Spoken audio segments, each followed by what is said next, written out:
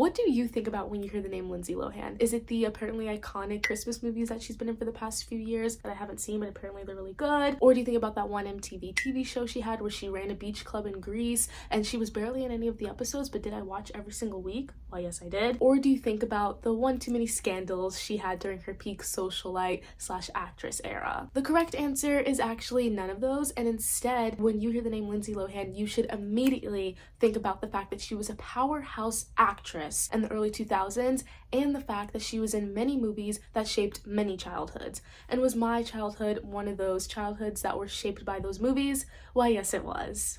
Cat cam. Very blatant. He's never been this like out and about before. That's crazy. Anyway though, so for this video we are going to be revisiting those iconic movies from the early 2000s that are not just simply Lindsay Lohan classics, but they are simply just classics in and of themselves. Most of them are. So let's just get into these 7 movies. First up is The Parent Trap.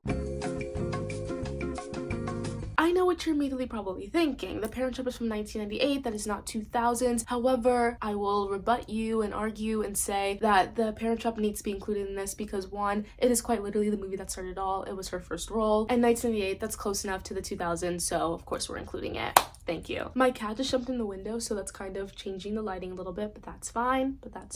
Okay, I feel like we all know that this movie is a remake of the one from 1961. Have I seen that OG version? No. But did you know that this movie is an adaptation of the 1949 German novel called Lisa and Lottie? Computer here for notes, obviously. Lisa and Lottie by a guy named Eric Kostner. I did not know that little bit of info, so seeing that piece of information during my little researching of this movie was pretty cool. Anyway though, this movie is Nancy Meyers' directorial debut. I've never seen any other Nancy Meyers movies, and I know that might be blasphemy to say because like the Holiday, I think it's called The Holiday, is such a beloved movie. I haven't seen it. I'm sorry. Anyway, this movie is also Lindsay Lohan's film debut, which I'm sure we're all aware of. Other people that were considered for the role were Scarlett Johansson, Jenna Malone, and Michelle Trachtenberg. And apparently, Jenna Malone actually turned down the role multiple times, which was a bit of information that was also pretty interesting to find out. And honestly, the only name from that list of 3 that I just gave that would make sense in my head is Michelle Trachtenberg, and that is solely for the fact that she was in the Harriet the Spy movie, which is from 1996, so I can easily like picture her as a kid. I can't picture Scarlett Johansson as a kid. I didn't even know she was like a kid actress, and same with Jenna Malone. Okay, my cat jumped down from the window, so now the lighting's back to its original state. Anyway though, this movie filmed for 5 months, which when I first saw that, it didn't feel like a lot of time for 3 reasons that I'm about to share with you right now. 1, there are so many things that happen in this movie and so many different locations that we are in. We're in London, and then we're in a bunch of different places in California, which I'm gonna list off right now. Napa Valley, San Francisco, Lake Arrowhead, Pasadena, Marina del Rey, Los Angeles, and then Crestline, where all the camp stuff was filmed, the iconic camp stuff. Too many locations, too much stuff. How did you do this in 5 months? 2nd, they obviously had to work within child hours because Lindsay Lohan was literally a minor. And 3, they had to film a bunch of scenes multiple times because, as we all know, Lindsay was doing both of the twin roles. So yeah, seeing 5 months, I was like, that doesn't feel like a lot of time. But maybe 5 months is actually a reasonable amount of time. I'm not in film production. I'm not in the film industry, so what do I know, really? So what do I know? I digress. Now let's get into the nitty-gritty of this movie, aka me running through the entire plot of it. Yeah. Before we get into things, I first need to say that I am a liar. I'm holding a mic right now, but she's not plugged in. This thing is not on. Is this thing on? No, it's not. Because I wanted to use a mic for this, but this is a super old mic from like when me and my friends had a podcast for like 2 seconds, junior year of college, spring semester, junior year of college, and it was a little moment. We got mics, cheap little mics from Walmart, and they did what they needed to do in the time that they did it. But now, like 3 years later, I plugged her in, tried to use it, and the audio just sounded so like bunk and bad. So we're not using a mic. But I just wanted to hold something. I don't know, I just kind of like holding something. So I'm just gonna hold it, but just know this mic is not plugged in. Sorry, I'm a liar. Yes. Actually, I'm not a liar because I just told you the truth. So, yes. Second, the outfit. Let's talk about the outfit. I kind of want to match my outfit to the movie that I'm talking about. So, we're talking about The Parent Trap. I kind of want to match the outfit. This is to represent, like, when they were in camp and stuff. I'll insert a picture. It's a ringer tee, white shirt, and, like, green lining. Dark green lining. I only have this ringer t-shirt that is, like, this green. So, sue me. Sorry, it's not a perfect match. But, yeah, I feel like this gives, like, the camp nature vibe. There's a turtle on the shirt. Come on, that's so camp. Summer camp, not camp. Third things third, that's all I need to say, and now let's move into me explaining the entire plot of the good old Parent Trap. Yes. We start with the montage-esque scene of two people getting married and looking so happy in love on a boat. And this moment is featuring the iconic song LOVE by Nat King Cole. And yes, whenever I hear this song, I do in fact think about the Glee version of this, the Glee cast version of this song. Sumi, sumi, sumi, I don't care. Miss Tina and Mr. Mike did what they needed to do on that cover. I'm sorry. It's just the truth. Sumi, sumi, sumi. Anyway, after that scene, we then shift gears into good old camp, baby. And if you saw this movie as a child, you probably also really wanted to go to that camp as much as I did, because it just looks so fun. Sleepaway vibe. It's just having a bit of fun with some new friends that you're making. Like, it just seemed so fun, right? Right. We're introduced to Hallie Parker, California girl, specifically Northern California girl, and we're also introduced to Miss Annie James, who is British Gaily. That was a bad British accent. I'm not sorry about it. They don't meet until they fence each other, and it's literally the most dramatic fencing scene ever, and I do mean that in the best way possible. Also, the fact that this camp has fencing, like, sure, you're paying $10,000 to go to this camp. Anyway, Annie wins the fencing competition, and from there a rivalry of sorts start, because once they like unmask themselves from this like fencing thing,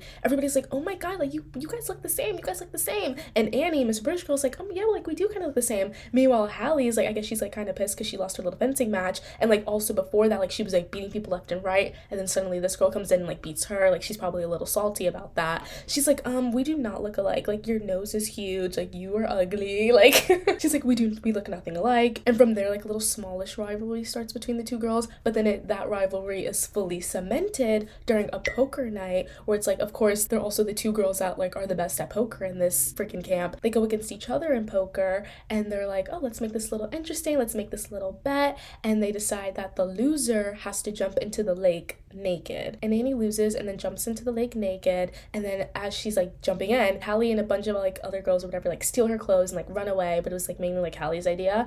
So when she comes out of the lake, she's like, oh, you want to play? Like she's like saying this, like Annie's like saying this to herself. She's like, oh, you want to play? Like let the games begin type of vibe. And from there, a prank war of sorts starts between these two girlies, and then this prank war abruptly ends with Hallie doing the most elaborate prank ever on Annie. One may say prank, one may also call this harassment, but I digress. As a kid though, I do remember watching that freaking scene, and I was like, this is insane. Watching it now, I'm just like, this is so insane and so elaborate. How did you do this in their cabin? Like, because she sets this all up in Annie and her friend's cabin. Like, how did you do this in their cabin and none of them woke up? Not one of those girlies woke up. Like, right, sure, right. But yeah, like honestly, as a kid, like I thought that prank was the coolest thing ever. Coolest, most elaborate thing, insane thing ever, and I still fully stand by that. Anyway, that prank leads to both of them getting sent to something called the isolation cabin, which is just like someplace like where they're gonna live together now, because the people in charge of the camp are like, you guys hate each other, now we're gonna stick you together and stick you far away in this isolation cabin, and you guys have to be there for the rest of the summer camp time, whatever. And at this point, the girls hate each other. They absolutely hate each other. Annie's like, this isn't fair, like she pranked me, and then like she's like, but she pranked me, like blah blah blah. It was like a whole thing. But long story short, what you need to know right now, they hate each other and they're stuck together in this isolation cabin. They get to talk in this little cabin because, like, you know, Stockholm syndrome kind of vibe, like, oh, I hate you, but like you're the only person here, like I guess we're gonna end up being friends and talking, right? Yeah, of course. They get to talking and they realize that they're twins. Hallie has a picture of her mom, who she's never met, and Annie has a picture of her dad she's never met, and they're like, oh my god, my picture's split right down the middle. She's like, oh my god, my picture's split right down the middle. And they're like, okay, wait, maybe let's show each other our pictures. And then they show each other their pictures, and the pictures perfectly link up, and then they realize, oh my god, we're sisters. And then actually they're like, wait, no, it's even better, like we're twins. And then Hallie comes up with the brilliant idea to switch places because they both want to meet like their other parent. Like Hallie wants to meet her mom, and Annie obviously wants to meet her dad. So they're like, let's switch places so we can meet our other parent, and then also like our parents will have to like come in and switch us eventually, and like maybe that could maybe lead to them like maybe getting back together, potentially. So for the rest of camp, they learn about each other's lives, like very to the T. Like, here's a PowerPoint, here's a little PowerPoint presentation, but not PowerPoint because this is 1998, but here's a little presentation of everything you need to know about my life. Literally, there's like, they do blueprints of each other's houses and stuff, like this is that, this is grandpa, this is mom, this is the butler, this is that. It's very elaborate, makes sense, you know, if you're gonna pretend to be somebody else, like you need to know the ins and outs of their lives, and they learn the ins and outs of each other's lives. And also during this time, Annie gets gets her hair cut because her hair's long, Hallie hair is short. So she's like, oh, you always have to cut your hair because you can't go home with long hair. And then she also has to get her ears pierced, which is the most scarring scene I've ever seen, and it still is to this day. I literally hate that scene with every bone in my body. But yeah, on the final day of camp, they switch places. Hallie goes to the good old London, and Annie goes to Napa Valley, California. Napa? Yeah, Napa, Northern California, whatever, to the vineyard where her dad lives. We first start off by seeing Hallie in London, like getting to know her mom, and she's like so obsessed with her, which is the most warming scene, like when she first meets her mom and like hugs her, and it's like, oh, like a little reunited moment, because it's like, oh, you just went out for camp, like you're just coming back after like spending camp for like 2 to 3 months. But like, no, to Hallie pretending to be Annie, this is the first time she's ever met her mom, and it's like actually the most whoa scene ever. So yeah, it's just Hallie pretending to be Annie in London, getting to her mom, and it's like cute. And then we move into Annie pretending to be Hallie, going to Napa and meeting her dad for the first time.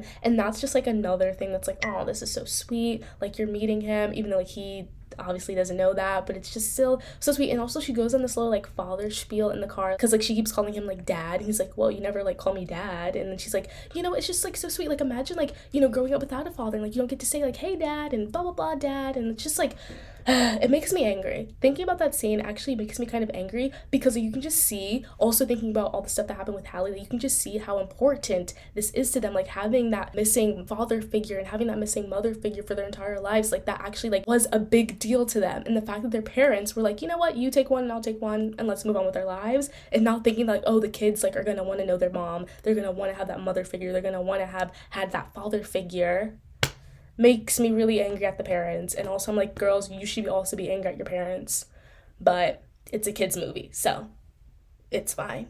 It's not fine. Anyway, while we're in this like Napa part of the movie, Annie pretending to be Hallie in good old California, we also meet Miss Meredith Blake, and we immediately realize like, oh, this girl is evil. She's evil stepmother vibes immediately, and like the dad's dating Meredith, so it's like, okay, evil stepmother, got it. Annie and Hallie have a phone call where Annie's like, hey girl, like dad's dating someone, it seems serious, you need to like come bring mom, like we don't have a lot of time to like hopefully like get them together, like I need help like breaking this up, and you also, you know, you just need to get here. You need to get here because I don't know what to do about this situation right now, which is also like a crazy vibe. This is the first time I'm meeting my dad, and now I also learned that he has a girlfriend. What's happening here? But Hallie's like, no, it's only been a day with mom, like I want to be here longer, like you can figure this out by yourself, girl, like you can play sabotages and like sabotage this relationship, like you got it, it's fine. And then she abruptly hangs up on Annie.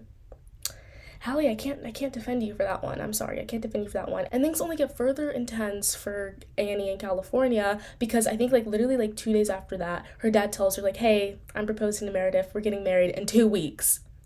In 2 weeks.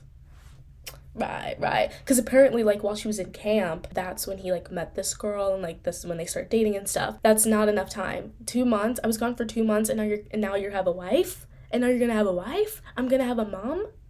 That's crazy. That's simply so crazy. But yeah, that's what the dad is saying. And Annie gives Hallie another phone call, and she's like, like you need to, like they're getting married in 2 weeks. You need to get here like immediately. You need to get here. You need to bring mom here immediately. ASAP. Immediately. How many times can I say that?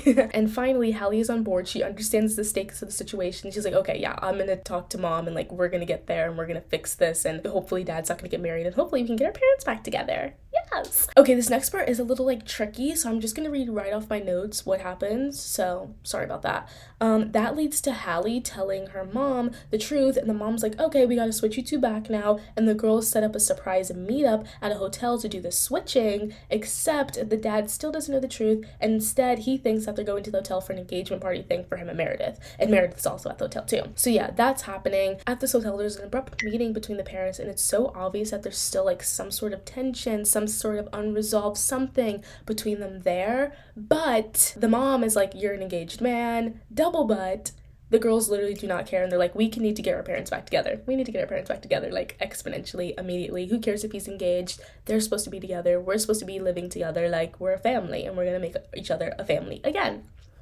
Yes. So after that abrupt meeting at the hotel, the girls set up this elaborate dinner between their parents as a way to like try to rekindle, respark this little love between them. And they do it on a boat because that's where they, you know, met and fell in love and got married, on this boat. So yeah. And during the dinner, it's definitely once again obvious like there's still some tension. They still have something there. There's maybe a little something there. The dinner ends though with no feelings being rekindled, and instead they're like, okay, we're gonna switch the girls back, but we'll come up with a slightly better plan for this like arrangement. Then we go into one of the final acts of this movie, which is the camping trip, the good old family camping trip. And it ends up being the dad, Annie, Hallie, and the mom is supposed to come, but instead Meredith goes instead. And like the girls are actually very upset about that because they're like, no, like it's supposed to be mom and dad. But then mom is like, no, like this is good for Meredith, you know, this is a good test for being a stepmother, you know, you're gonna have to get used to the girls, like this is a good way for you to get to know them. Mom really just doesn't want to go camping, and she uses that excuse instead, and you know what, that's completely valid for her.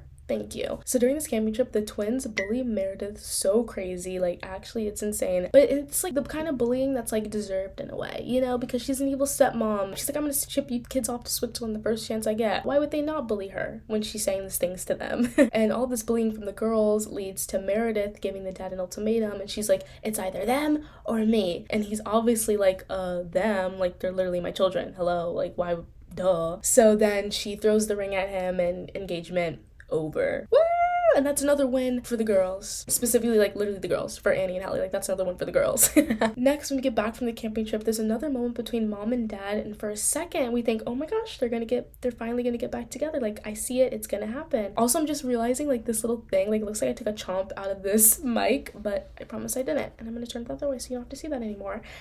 When they get back from the camping trip, there's another moment between mom and dad. And for a second, we think, like, oh, are they gonna get back together? But then that scene leads into a very melancholic scene where Annie and the mom and also the butler, I completely forgot to mention, but he's been here the whole time, they're all going back to London. It's raining and they leave and go back to London. But when they get back home to London, guess who's there before them? The family. Because apparently there's like a special plane that they took where you can like get from California to London in like super fast time, and like the flight that Annie and the mom and the butler were on was like a normal flight that takes like the normal amount of time, but Hallie and the dad got there like in half the time, and etc, etc. So yeah, and that leads to mom and dad finally getting back together, and we live happily ever after. And honestly, like when it happens, when mom and dad kiss and you see like Annie and Hallie's reaction, it's so cute because they're like, oh my god, we did it, I can't believe we did it, I can't believe we did it.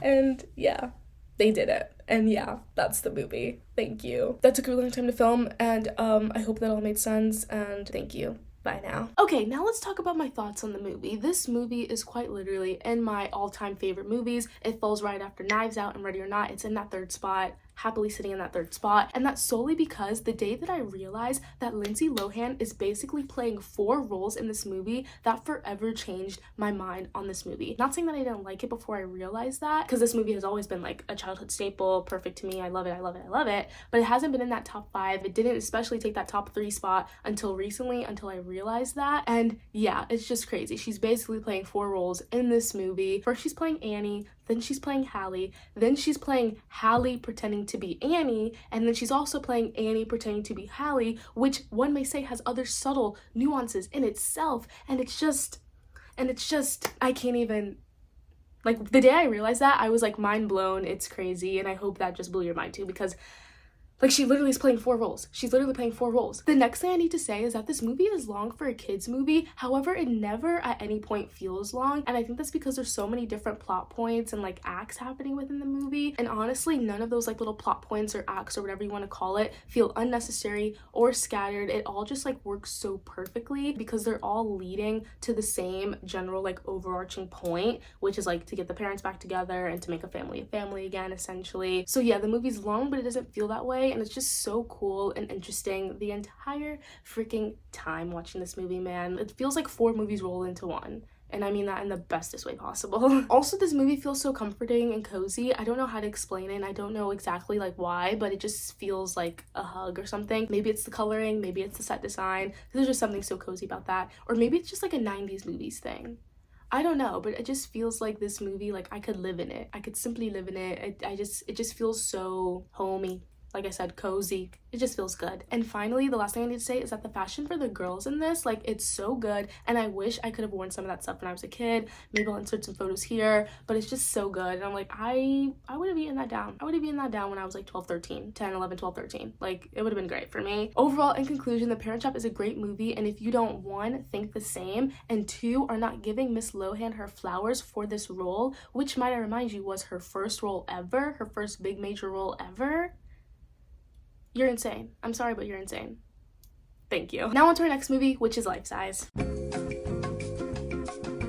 I've actually never seen this movie before, which feels kind of crazy to say because I feel like childhood me would have been so down for this movie, but somehow, like, I have no recollection of this movie. Like, maybe I have seen it, but I genuinely, like, head empty. I remember nothing about this movie. I know barely anything about this movie. Hey, cat cam again. This movie was a part of a 3-movie deal that Lindsay had with Disney, so she didn't have to audition for the role. First movie part of that deal was The Parent Trap, obviously. Next, this movie only filmed for 3 weeks in Vancouver, which feels like really short, but maybe it makes sense for like what happens in this movie. Like I said, I haven't seen it, so I cannot confirm nor deny that. Originally, when the script was written, it was called Ken and Barbie. However, out of concern that Mattel wouldn't give off like the lending rights to the Barbie name, the name of the movie was changed in later drafts of the script, and we ended up with what we have now, which is Life Size. Apparently these days this movie is considered as a sleepover watch staple, and it's like a nostalgic cult classic to the masses, and I really wish I could say the same, but I've not seen this movie, so that's kind of sad. Actually, that's kind of sad that it's not a staple of my childhood personally, but I will say my personal childhood like sleepover rewatch staples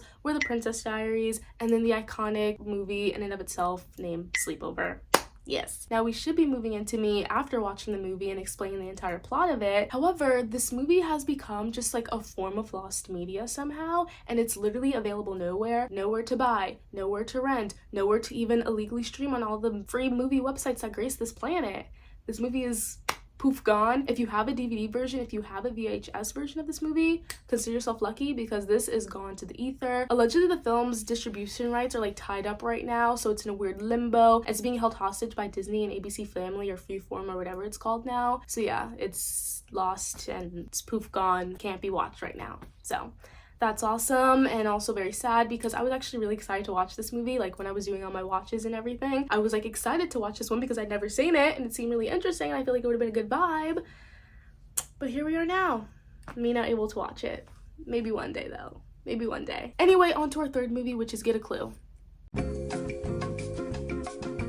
There actually wasn't a lot of info I could find on the production of this movie, so here's the information that I do have. This movie was the final movie a part of Lindsay's 3-movie Disney deal. Production began in May 2001, and by the time the movie started filming in Toronto, the script was still unfinished, which was very interesting information to find out because this movie is literally a mystery movie, a whodunit kind of vibe. So the fact that the script would be unfinished was like, that just didn't make sense to me, and perhaps that is the reason why. Another piece of information I found out was that the movie had to like reshoot the ending, so maybe the fact that the script was unfinished by the time they started filming led into the fact that they had to reshoot the ending.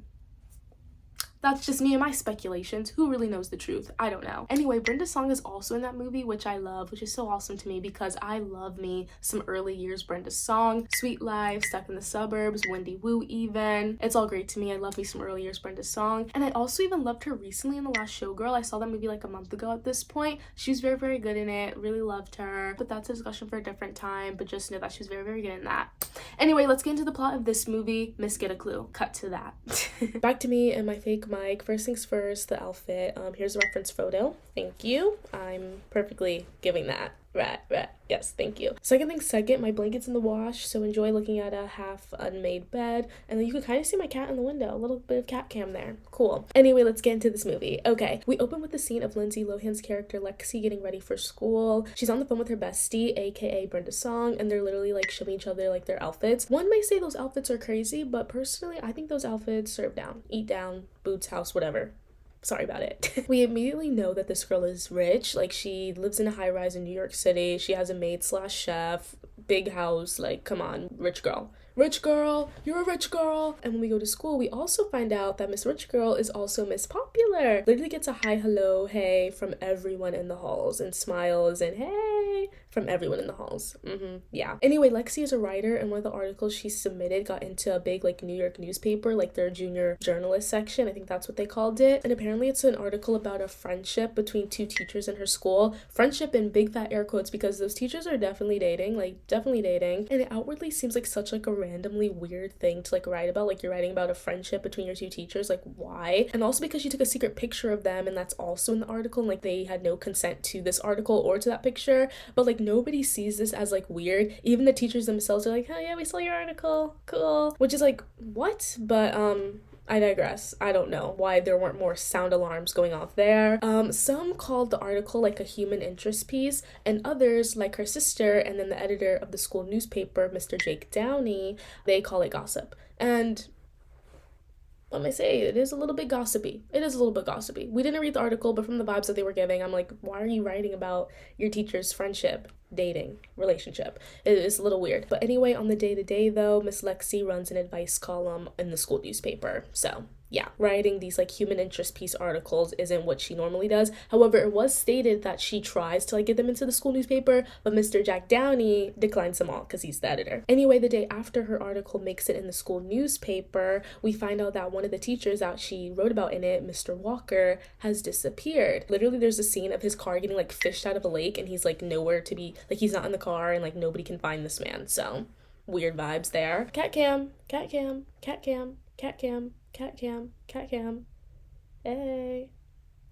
Okay, so even though there's definitely a sort of like enemies, like we're nothing alike and I don't like you because of that type of vibe happening between Jack and Lexi, they do still decide to like team up together and like try to investigate Mr. Walker's disappearance together. On Jack's side of things, like Mr. Walker is his favorite teacher, so of course he like wants to find him. And then on Lexi's side of things, she feels like her article kind of has something to do with this man's disappearance, so she kind of feels a little bit guilty and wants to like help find him and whatever. Of course, Jennifer, aka Brenda Song, she's also part of the investigation because she's bestie, and this other kid named Gabe is a part of it too because he lives across the street from the other teacher that was in the article, Miss Dawson, who Mr. Walker was dating. So yeah, Gabe's a part of this investigation too because of that like proximity. They begin their investigation by dividing and conquering, which basically means like they're stalking their teachers and like trying to do a little bit of recon. So Jack and Lexi go to Brooklyn to Mr. Walker's apartment to like investigate there, and of course when they get there, his door is wide open, so it's so easy for them to get in there. Of course that happens. And Jennifer and Gabe set up a camera in Miss Dawson's window so they can see into her house and spy on her. I forgot to mention this earlier, but that day before the disappearance,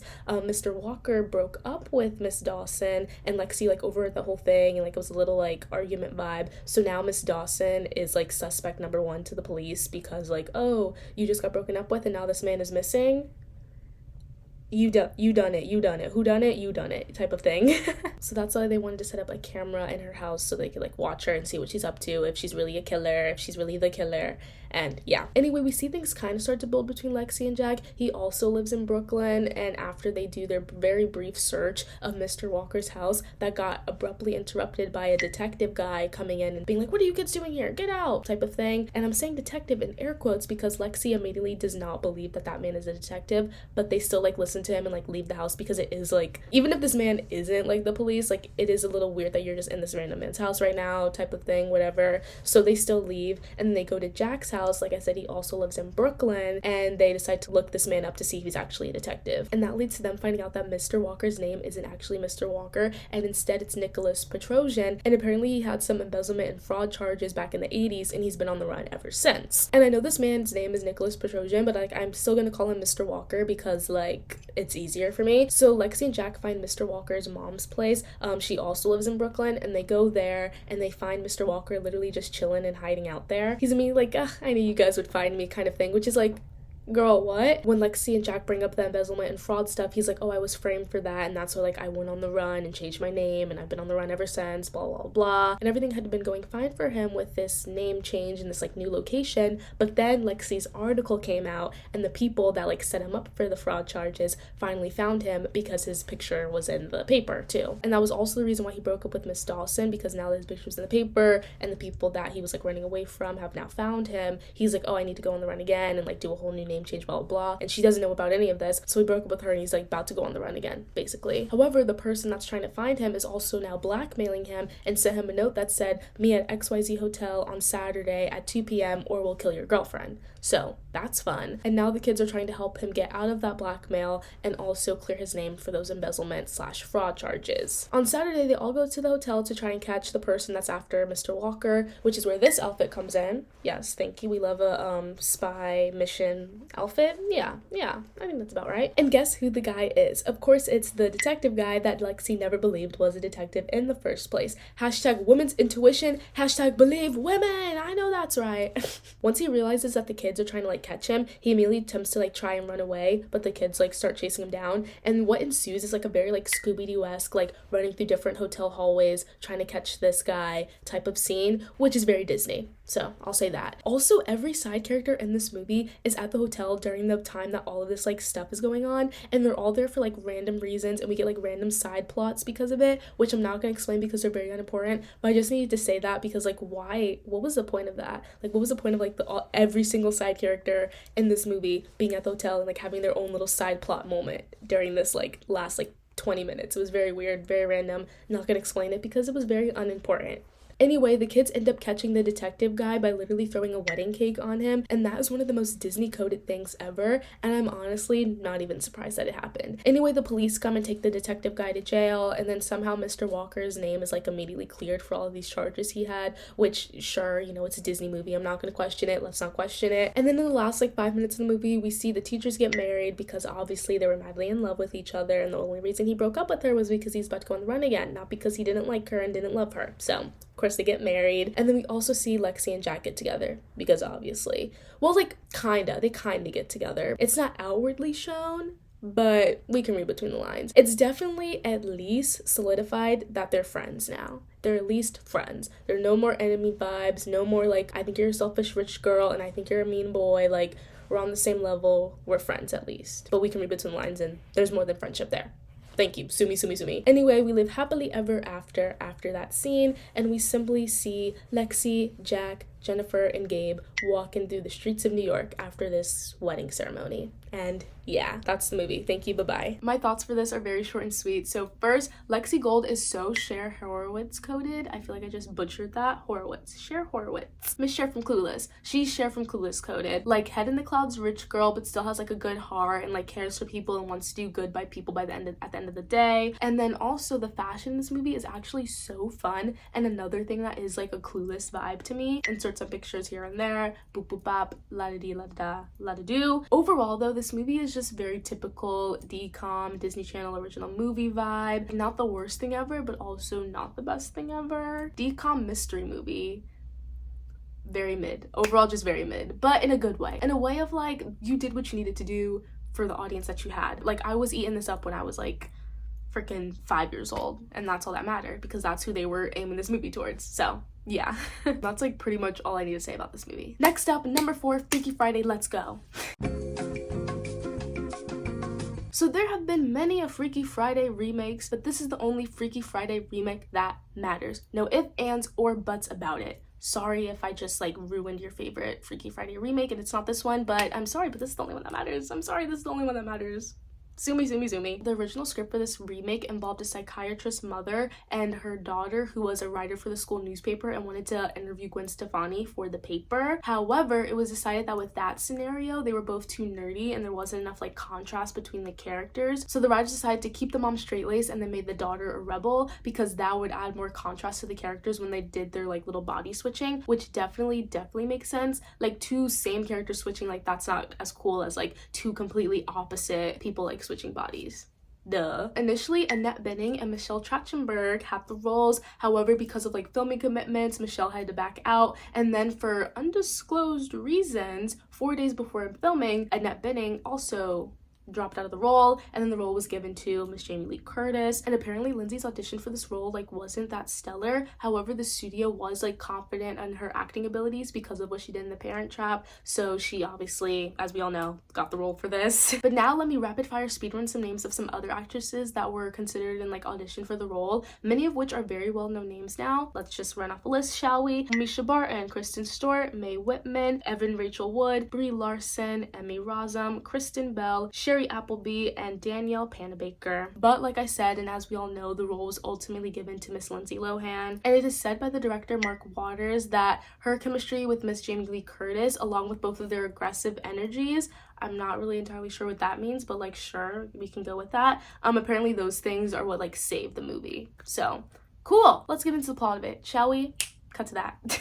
Back with me and my fake mic once again. Also cat cam for real this time. Does anybody else's cat like sit like this? Like he literally sits like a human and he just loves it and he like falls asleep in that. Like he's literally falling asleep in that position right now. And honestly, this thing looks crazy. This is like a side. Like I wish you could see what he looked like from the front. So this is the outfit. This is what we're trying to give. I feel like this gives a bit of like the Anna, edgy, Freaky Friday, Lindsay Lohan type of vibe. I don't know. Like isn't that kind of, you know? If you don't agree, let's not talk about that in the comments below. Thank you. Anyway, here's me explaining the plot to the movie. We begin with a sweet little mother-daughter montage, different mothers, different daughters, like a sweet little moment there. And then we transition from that to an early morning, like wake-up scene, and we immediately see that Anna, Lindsay Lohan's character, and Tess, Jamie Lee Curtis's character, their mother-daughter relationship is absolutely nothing like those happy little pictures that we saw in that little mother-daughter montage. We get in establishing like, oh, they're different type of vibe, you know what I mean? Yeah. Anyway, following that little morning routine moment, we go into Anna and Tess's days, Anna going to school, getting detention a bunch of times, and also talking to this guy named Jake, aka Chad Michael Murray, aka her crush. And then we see Tess's day, her being a therapist, and also like doing 1,000 things at once, because not only is she being a therapist and like talking to her clients, etc., being a good therapist to her clients, she's also in the middle of planning a wedding right now, so she's like just super momming it, basically. She's a mother being a mother. We see that, and yes. After school, we see Anna's band practicing in the garage, and the best song of all time is performed, and it still saddens me to this day that that OG original version of the song is literally nowhere. It's on YouTube, but it's not on streaming platforms. If anyone from the Freaky Friday people who own this movie, own the rights, own the music to this movie, if you're listening to this, I know you're not, but let's just pretend for a second that somebody is. Please put that song back on streaming platforms. Please put that song on streaming platforms. Please, thank you, please. Anyway, though, we learned that the band has just got the opportunity to audition for this Wango Tango Battle of the Bands type of competition, and the audition is tomorrow, but the rehearsal dinner for the wedding is also tomorrow. So what are we gonna do about that? Stay tuned. Double anyway, though, a bunch of drama ensues when Tess finds out. She gets like a call from Anna's school, and she finds out that Anna got detention a bunch of times today, and she also failed an English assignment, so she takes away Anna's door, and an argument spews from there because Anna's like, what the heck? You know, she's like angsty teen vibes. Like she wants to slam her door. She has a sign on her door that says like keep out or like parental advisory, something like that. So when she tries to slam her door, when her mom like shuts off the thing, it's like the band's time's up, like the hours pass, like you're done practicing for today, and she wants to like slam her door because she's a little mad about that. She simply can't slam the door because the door's gone, and a whole bunch of drama ensues and an argument ensues from that moment. It's very typical like mother-daughter tumultuous relationship vibes, like the whole you're ruining my life, and then you're being so dramatic, I'm gonna kill myself, stop being such a drama queen. Yeah, we skip to dinner time and they're at a Chinese restaurant, the whole family. Anna tells Tess about the audition, and Tess is like, oh, that's great, when is it? And Anna's like, tomorrow. And Tess is like, well, that's simply not gonna happen. And then guess what? Another argument ensues. They step away from everyone else at the table and have their little argument like in the back, like bathroom section of the restaurant, whatever. And that leads to one of the ladies at the Chinese restaurant coming to them and like stopping the mid-arguments, like, here, fortune cookie, take this fortune cookie. And they're like, we don't want it. She's like, no, really, like, take the fortune cookie, please, whatever, blah, blah, blah. And they're like, okay, yeah, fine, whatever. And then like their argument kind of like simmers for a second there. It definitely ends on a like, oh, another like, you're ruining my life. And then Anna like runs to the bathroom, slams the door, and they're like talking through the door of the bathroom. And then they both separately open up their fortune cookies on like these different sides of the bathroom door. And the fortune cookie says, insert clip here, hopefully. Journey soon begins. Its prize reflected in another's eyes. When what you see is what you lack, Then selfless love will change you back. Whatever. And then that night they switch bodies, and that's when the real movie begins, baby. Let's go. They both separately wake up and they're immediately like, what's the heck is going on? I don't understand. And they obviously don't know how to like switch back. This is a very like crazy little mind boggling moment to them, validly so. But they quickly realize that all roads lead back to the Chinese restaurant, and they decide to go back there during lunchtime. However, they first most survive the mornings as like pretending to be each other. So like Tess as Anna going to school, and then Anna as Tess going to her therapist's office and like dealing with patients, clients, whatever, and then trying to seem normal around everyone during this whole like little switcheroo vibe, whatever. We see Anna as Tess go on a fun little makeover shopping trip moment because like she has all her mom's credit cards, and she's also an adult, so she can like do like little piercings and haircuts and spend a lot of money, and she literally comes out looking like the coolest mama ever. But she is also actively like ruining things for her mom when she finally gets to like her mom's office. She like sorta accidentally cancels the catering for the wedding, like accidentally on purpose cancels the catering for the wedding. And then she also is just like really bad when it comes to like dealing with the patients, even though her mom told her like, hey, like all you need to do is just smile and nod, pretend to take notes, just let these people talk, like don't try to give advice because that's like a bit unethical. But she's literally like giving some advice, like not just listening to the patients like her mom said. So Anna's Tess is kind of ruining things. But let's now pan to Tess as Anna, and Tess is like realizing like, whoa, all the stuff that Anna has been saying about like what's going on in school is actually true. Like her English teacher actually does have it out for her, and Tess realizes that the reason why the English teacher is so mean to Anna is because the English teacher had asked her to the prom when they were kids, and she rejected him because he was weird. So now as an adult he has it out for Anna because she's Tess's daughter. And Tess also sees that Anna's like old friend from like middle school or something, Stacy, whatever. She's also literally the biggest mean girl to Anna. So internally she's like, wow, she hasn't been lying about all these things that's been going on to her at school. Like maybe people are trying to ruin her life. We then jump to them going to the Chinese restaurant at lunchtime, and the lady there is like, oh, like I cannot fix this for you, like only you guys can fix this. Once the fortune you read comes true, that's when you guys will switch back bodies. And then we cut to the afternoon and them still obviously in each other's bodies, sadly for them, but very entertaining for the viewer. Anna as Tess goes to Harry's. He's the brother. I don't know if I've mentioned him yet, but like he's her younger brother, Tessa's son, the brother's son. Pretty sure I've not mentioned him yet. She goes to his parent-teacher conference, and that leads to a nice little heart-to-heart moment between the two of them because she finds out from the teacher that he wrote a paper about Anna being his favorite person, and like they're like the epitome of like younger brother older sister relationship, like very much volatile, like where he's being annoying and she's yelling at him and like blah blah, like they're arguing and fighting all the time. So finding out that he wrote a paper about him like literally like liking her and like she's his favorite person, it just leads to a nice little like wholesome little moment and like makes her see him a different light. And it's like, oh, my stupid little brother, maybe he's not too bad after all, which is a nice little moment. I like that. And then Anna as Tess gets surprised by Ryan, the fiance, aka soon to be stepdad, and he's like, I got a surprise for you, you're going on a talk show to talk about your new book right now. So then she goes and does this daytime talk show interview, and surprisingly enough, she actually serves down, and everyone loves her. Everyone loves her in this audience. She literally starts crowd serving on this audience. It's actually a crazy vibe in the best way possible. So cool. She then ends up at a coffee shop where Jake just so happens to work, and then they like talk and bond and have like a nice little moment, which is like good and also terrible because like he's falling for Anna because Anna is in Tess's body, so like the mind and like the words he's falling for are Anna's. However, she's in Tess's body, so he thinks he's falling for her mom. Yep, so cool. So weird. My mind's still like, to wrap my mind around that is still a little, we'll talk about that later.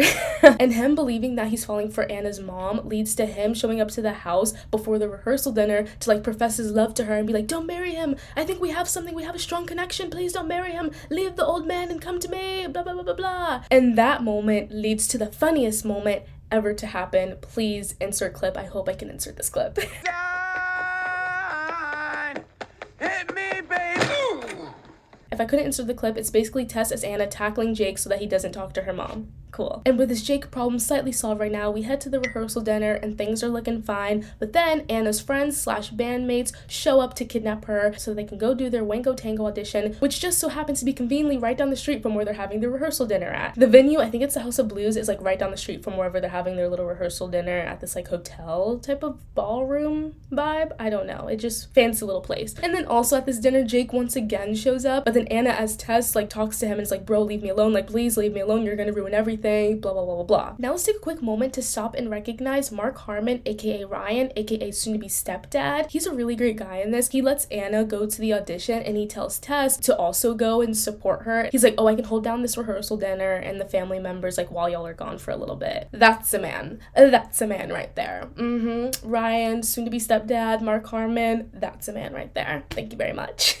Anyway, we cut to the Wango Tango audition, which is a bit gnarly at first because obviously Tess as Anna does not know how to play the guitar. She's not a rock star girly, like that's not her vibe. But Anna as Tess saves the day off stage, and then Tess as Anna like is able to pretend that she's playing the guitar and look cool. And of course, they won the audition with the beautiful song that is Take Me Away. Once again, please put that song on streaming services, please, I'm begging. Then we head back to the rehearsal dinner, and Tess as Anna tells Anna as Tess, well, like saying this is like really like mind breaking, like breaking my brain right now. But we head back to the rehearsal dinner, and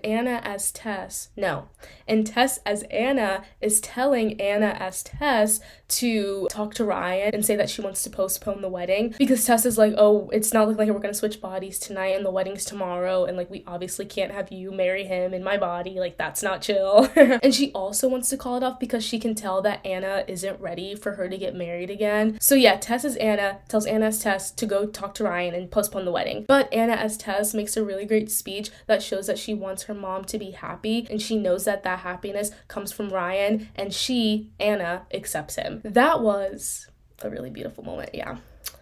But I feel like it would have hit a little deeper because we talk about the dad in that speech, and we didn't really know too much about the dad, so maybe if we knew a little bit more about the dad, then that speech would have even hit harder for her to accept this new father figure, stepdad, whatever, in her life after knowing like how great of a dad her other dad, original dad sounds like bad, but like how her dad was before he passed away. But I don't know, it's a kid's movie. I'm not critically thinking about this from a critical eye. Also, this isn't where I'm supposed to be critically analyzing this movie anyway, so let me just finish this freaking plot. That speech that Anna as Tess gave, coupled with what Tess as Anna did for Anna with the audition, the names are it's too much, and I'm confusing myself a little bit. And if you've never watched this, I'm probably confusing you too, but it's fine, whatever. That speech that Anna gives, coupled with what Tess did for her in the audition, makes them immediately switch back bodies, and boom, everything's coming up roses, baby.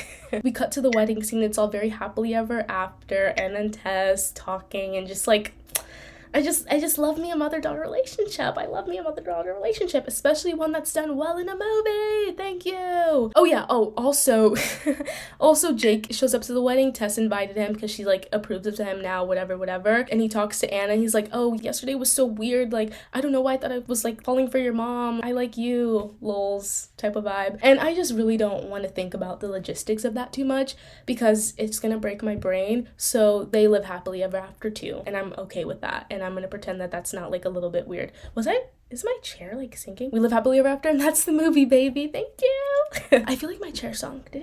Was I taller? I feel like I don't know. You just see me like slowly. Whatever. That was the movie. Thank you. Whatever. All right, now on to my thoughts about the movie. In my humblest of opinions, the epitome of being a good actor / good acting is being able to do a role that involves like body switching or like character switching bodies, and me like fully believing it and fully believing that they switch bodies, that those characters completely, like those actors are in each other's bodies type of vibe. Like those characters have switched bodies. If I believe that, you're a good actor. That's good acting. That's what I call good acting. And yes, all that to say, Jamie Lee Curtis and Lindsay Lohan were great in this, and when they switched bodies, oh baby, I believed it. I in fact believed it. So good. Just so good. Overall, I think this movie has a good amount of like heaviness mixed with like lighthearted vibes, and like keeping in mind that, oh, this is a kid's movie, we can't be too heavy. So like the part with like Anna's dad and like talking about the dad's death and like her kind of like coping with that and like not being like particularly ready for a new father figure in her life, and etc. The way they harped on that wasn't like too deep and like too much. We still kept in mind like, oh, this is a kid's movie, we're not gonna make this like too sad and like deep, but we didn't like completely overlook the fact that like, hey, the dad's dead and like maybe she's not entirely like comfy or ready for a new father figure and blah blah blah. And also just the overall mother-daughter relationship between Anna and Tess in this was done very well too. And yeah, even for a kids movie, it still felt very dynamic and deep, and it tugged at all the right heartstrings. And finally, I need to say, just like go hug your moms, go hug your meemaws, go hug those mother figures in your life, and if you don't have that, go hug someone else important in your life, and go hug your friends consensually, go hug someone and have a good time doing it. Yeah. Also, am I excited for Freakier Friday? Sure, why not? Now we're moving into our 5th movie, which is Confessions of a Teenage Drama Queen. Let's go. So this movie is an adaptation of a novel written by someone named Dylan Sheldon. Originally, the role of Lola went to Hilary Duff. However, due to like prior commitments, she had to back out of the role, and then it was given to Miss Lindsay Lohan. And after learning about the very outward feud they had during this time frame, this era of time that this movie came out, and like just the early 2000s like feud that they had, that was very interesting information to find out. Very interesting. I wonder if that like aided in the feud. I don't know. I'm just speculating. Don't hate me. Allegedly this, allegedly that. Don't sue me. Thank you. Anyway, though, this film very outwardly takes place in New Jersey. However, it was mainly filmed in a bunch of different cities in Canada, specifically Toronto, Hamilton, and Oakville. But the parts of the movie that take place in New York were actually filmed there. And as a fellow New Jersey girl, I do in fact feel offended that this movie that is in New Jersey was mainly filmed in Canada. But the town that they live in this movie is called Delwood, and that's not even a real town in New Jersey. So maybe that is somehow more offensive.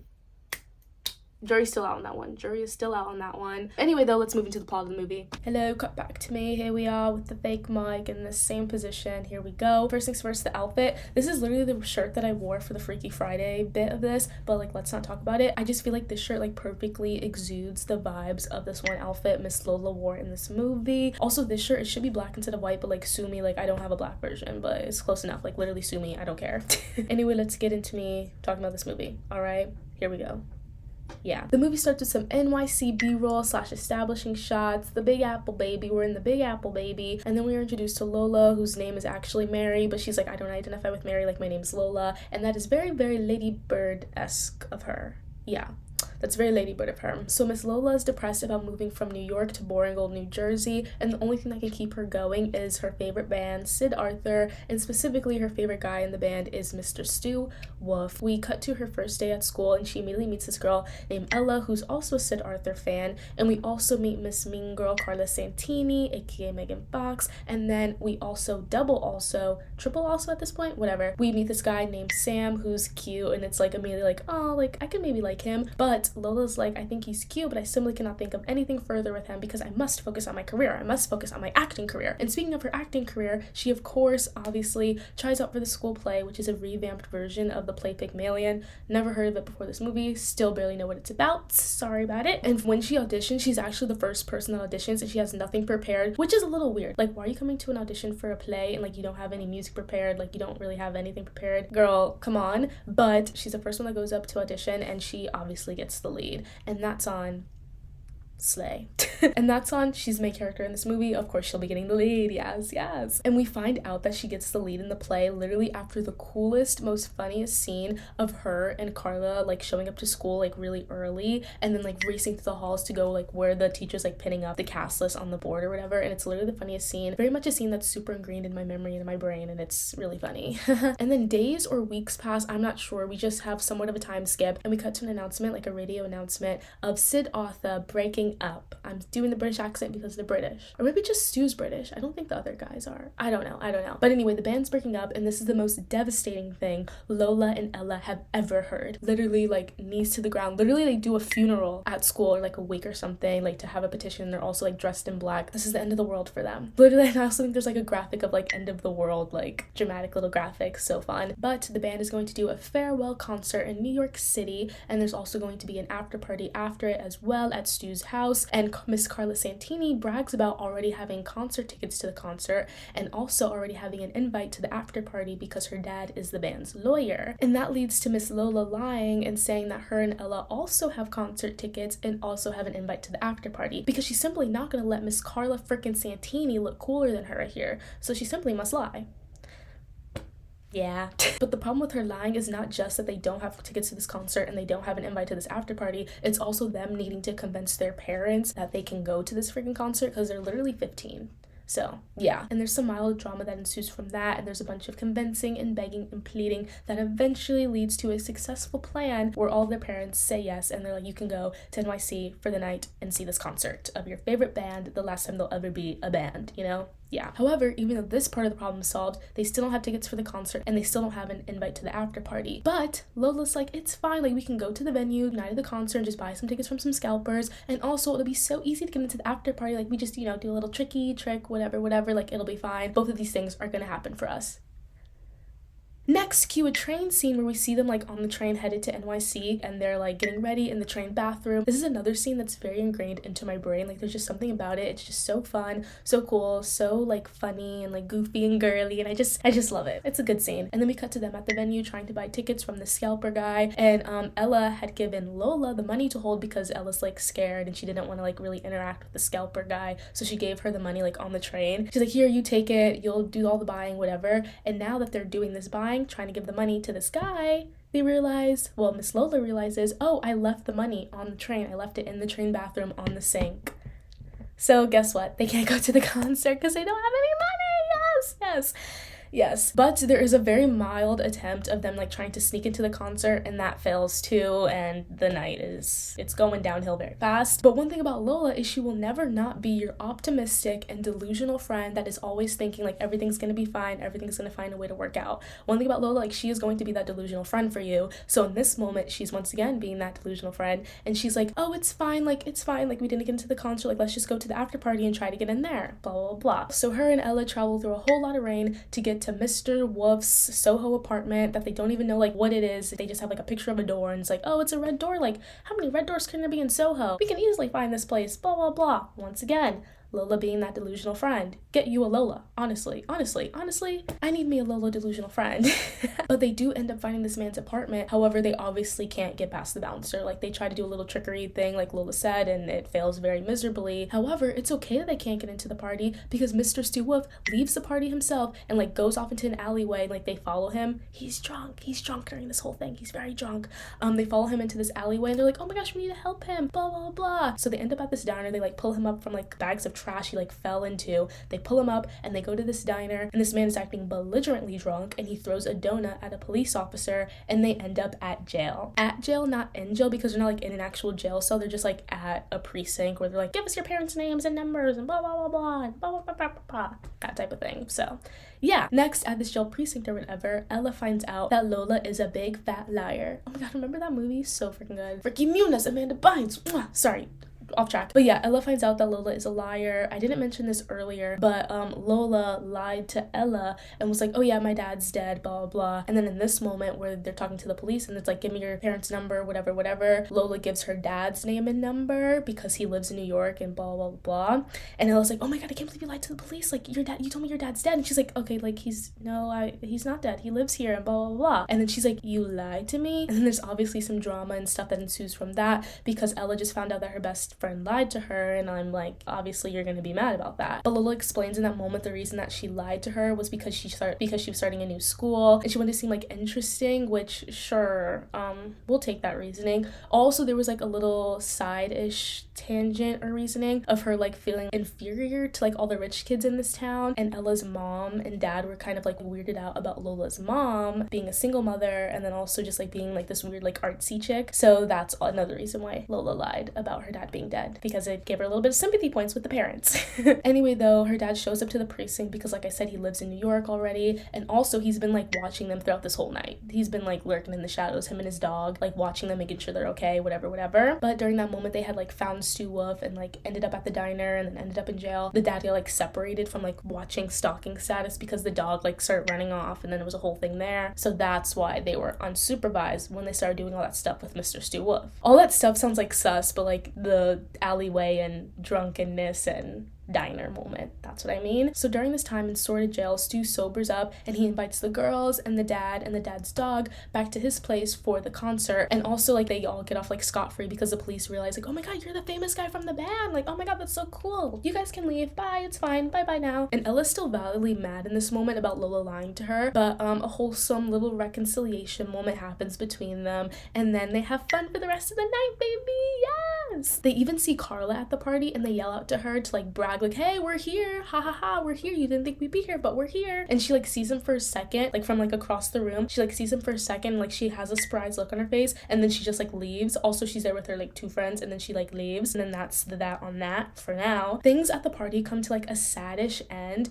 when Lola tries to talk to Stu because according to her, he's like Shakespeare reincarnate, so she like wants to talk to him. That's her favorite artist, favorite writer. Like she wants to talk to him about his music, but he's once again literally drunk, and then it's a whole vibe of like don't meet your heroes because she literally cannot have an actual conversation with this man because he's drunk. And she also says it straight to his face like, I can't believe like I'm never gonna be able to talk about your amazing music with you because you're a drunk. And then from the party we cut to an ultimate gaslighting moment when they show up to school on Monday and go to class, and they're ready to rub the fact that they went to the party in Carla Santini's freaking face. And Carla's like, you guys weren't at the party, like I literally did not see you there, you're lying, you're a liar, you're a lying liar, ha ha ha ha ha, you guys are lying. Especially she said it to Lola, like you're a liar, your name isn't even really Lola, like your name's Mary, your dad's not even dead, blah blah. Like somehow she just knows all this tea about her suddenly, and she's like, you're a liar, you're a liar, I'm gonna believe you that you were at this party when you've lied about like literally everything. You're a liar, you're a liar. So yeah. And the fact that no one believes Lola about this party sends her into a very dramatic depression where she ends up not even wanting to do the school play anymore. And then on opening night, she's literally like in her room like, I'm sick,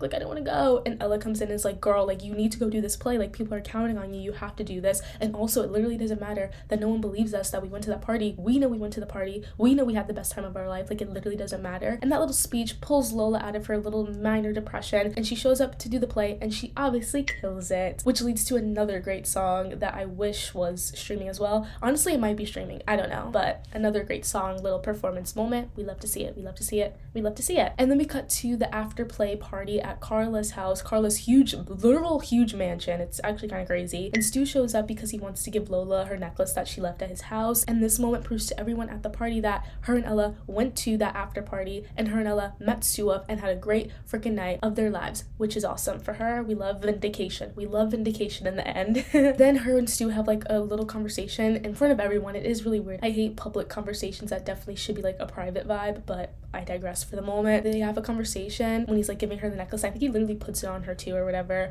and he's like, oh, I'm actually sober now, like the fact that you called me a drunk, like thank you for doing that because you were right and now I'm sober and blah blah, like I'm looking good right now, and one day like we should talk about my music if you still want to. And she's like, really, one day? He's like, well, within reason. And she's like, yeah, okay, I'll hold you to that. And it's just a very sweet little moment. And then the movie ends in a way that's kind of hard to explain, but I'll try my hardest. So basically Lola dances with Stu, and then it like fade transitions, like a daydream in her head but also really happening in real life. Fade transitions into her dancing with Sam, and she's like, oh, you know what, sometimes living in reality is better than fantasy. The end. I love this movie, but that line is the one thing I can't agree with.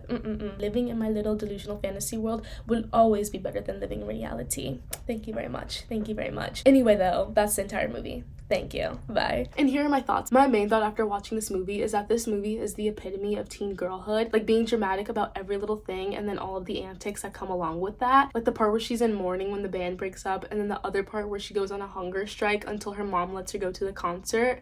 Like that's just so teen girl. That's just so teen dramatic girl coded, and I love it. I adore it, absolutely. Also her storytelling in this, and then all like the dramatic and like fantastical graphics that went along with it were so cool too. Specifically the moment where she's telling Ella the story about her dad being dead. The graphics there are just like so fun and like great and so teen girl, so teen girl. This movie just made me miss being a teen girl. Like when every little thing felt like it was the end of the world, but at the end of the day actually like nothing was serious at all. Nothing was the end of the world, because nowadays everything is actually serious and I hate it so bad, and I wish I could just be a teen girl when nothing mattered.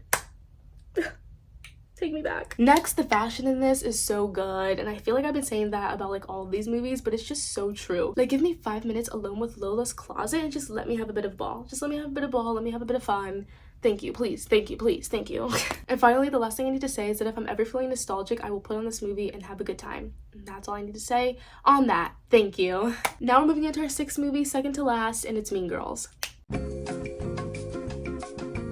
Hi, let us first address the elephant in the room. It's the next day. It's next day, new outfit. We've changed a little bit. Lighting might be a little bit different too. But yeah, I was talking yesterday and then I just like started feeling so insane, and I was like, okay, I need to like stop talking. We're gonna stop for now and like reconvene the next day. And here we are the next day, reconvening, finishing up this video. So let's just get into Mean Girls and Cat Cam. his favorite little spot is to sleep in my bed. Yes, but only when I'm not in it. If I'm in the bed, he's like, no, I'm done, I'm out. But like when I'm not in the bed, he loves to be in there. And I wonder what that says. Anyway, let's get into Mean Girls. This movie is based off the self-help book called Queen Bees and Wannabes by Rosalind Wiseman. And Tina Fey read that book and then called up Saturday Night Live producer Lorne Michaels and was like, Lorne Michaels, and was like, hey, this book, it needs to be turned into a movie. And then he proceeded to call Paramount and was like, hey guys, you should buy the film rights to this book. And then they did. Since it's a nonfiction book, Tina Fey wrote most of the script from scratch. She took things from her own experiences in high school, along with impressions of high schools in Chicago that she saw when she like lived there. Also, she named many of the characters after real life friends too, which is kind of cool. Nice little subtle shout out within the movie. It's like, oh my gosh, that character's my name. Like, oh, that's cute. After seeing Lindsay's performance in Freaky Friday, Tina Fey, Lorne Michaels, and then the Paramount producer chairman, Miss Sherry Lansing, they knew they wanted to cast Lindsay in the movie. And she was initially going to play Regina George, but then casting was like, actually, I think she's the strongest choice for Katie, and then the rest was history. She became Katie. Now for the other main roles in this, just think of like any famous person during this like early 2000s time period, and they were probably at one point considered for some role in this movie. Now shall I quick fire speed run some names? Yes, I shall. Kristen Stewart, Michelle Trachtenberg, Mae Whitman, America Ferrera, Kat Dennings, Ashley Tisdale, Vanessa Hudgens, James Franco, Jared Padalecki, and of course the Gossip Girl Big Three, Leighton Meester, Blake Lively, and Penn Badgley. Anyway, the same person that directed Freaky Friday also directed this, Mr. Mark Waters, and filming took place over 2 months in Toronto and a little bit in New Jersey too. Now we all know that this movie is revered as a cult classic, and we also all know that this movie had such a big impact on pop culture, especially during that time, but literally even now too, which is crazy, which is awesome. And you watching this video have probably seen this movie many a times, but will I still be explaining and rehashing the entire plot of it anyway? Yes, I will, and let's just jump into that, shall we? Let's jump into that. Cool. Hello, we're back to me again. First off, the outfit, pink. Mean Girls, pink. On Wednesdays where we bang, pink. I also have like 2 like pink hair clips in my hair, committing to this pink bit, and the shirt's a bit revealing, but this is the only pink shirt I have, so it's fine. Actually, don't censor me. I'm kidding. Let's just get into this movie. I fear this is going to be very long. I fear this is going to be a very long explanation. I have 6 pages of notes to get through, so let's just jump right in. The movie opens with us meeting Miss Katie Heron, who is going to her first day of high school after being homeschooled for the first 16 years of her life because her and her parents lived in Africa and she was like homeschooled. So yeah, she almost immediately gets hit by a bus on her way to school, and that's just so awesome. What a nice little opening. First 5 minutes, we almost see a death. Really fun for me. Really cool, really awesome. Overall, her first day is like typical new kid and new school, first day of school type vibes, but it's actually low-key worse because not only is she a new kid in this school, this is also just her first time experiencing school, like in-person school ever. So it's just a big like culture shock to her, validly so. So it's just like a big culture shock. She ends up like eating lunch in the school bathroom. On the second day though, she meets Damien and Janice and immediate bestie vibes ensue. They have her skip class and like they're just chilling outside in the field or whatever. They're just like chilling, skipping class, whatever. And that's where we also meet our hashtag Mean Girls, aka the Plastics, Miss Gretchen, Miss Karen, and Miss Regina George. And we meet them as they're like, because they're having gym class outside, and like I said, Janice, Damien, and Katie, they're also just like sitting outside on the field skipping class. So yeah, we meet our Mean Girls, and that's a fun, scary, honestly that's kind of an iconic moment. Like literally the meeting of the Mean Girls, the Plastics, very iconic moment. Then we skip to lunch, and at lunch Katie is invited to sit with the Plastics by Miss Regina George herself. So Katie sits with them for lunch, and then she also gets an invite to sit with them at lunch for the rest of the week. She's initially like hesitant, and she tells that to Janice and Damien, but Janice is immediately like, no, like you need to go sit with them. You need to sit with them for the rest of lunch this week so that you can like report back to us and tell us all the evil things that they say and do. And at this point in time, like we kind of have some sort of understanding that there is some history between Janice and Regina. However, it's not outwardly stated like what that history is, but we just know it's history and we know it's bad history. So yeah. Anyway, after lunch and after that combo with Janice and Damien in the bathroom, Katie's in math class and we meet Mr. Aaron Samuels, aka cute white boy. Nothing more to say about him really. The next day at lunch on Wednesdays we were pink, we see Katie obviously sitting with the Plastics, and she's getting the whole lowdown and like the rules of girl world from Gretchen. And during this moment, Katie mentions that, oh, she might have like a little bit of a crush on Mr. Aaron Samuels, and Gretchen is immediately like, no, you can't do that. He's Regina's ex. ex, and like you can't date a friend's ex, etc., etc. So that's immediately like shut down, whatever. Now let's skip to after school, where they're all at Regina's house and we learn about the infamous burn book, which is basically just this book where they write a bunch of mean stuff about girls in their grade. They have their pictures in it and lots of mean words in there. Katie reports this info back to Janice and Damien, and Janice is immediately like, okay, you need to go steal that book so we can show everybody how evil Regina is, and all of them are. And Katie's like, I don't steal. And then Janice is like, okay, fine, but at least like still like keep getting intel, whatever. Then we have a phone call between Katie and Regina where Regina's like, oh, Gretchen told me that you have a crush on Aaron Samuels. If you wanna date him, like he kind of sucks, like all he cares about is his mom and school and his family and friends. But if you want to date a guy like that, and Katie's like, is that like bad things to care about? And she's like, whatever, like if you want to date a guy like that, like I guess you can, like you have my blessing. And she gets Miss Regina George's blessing to go after Aaron Samuels. Blessing.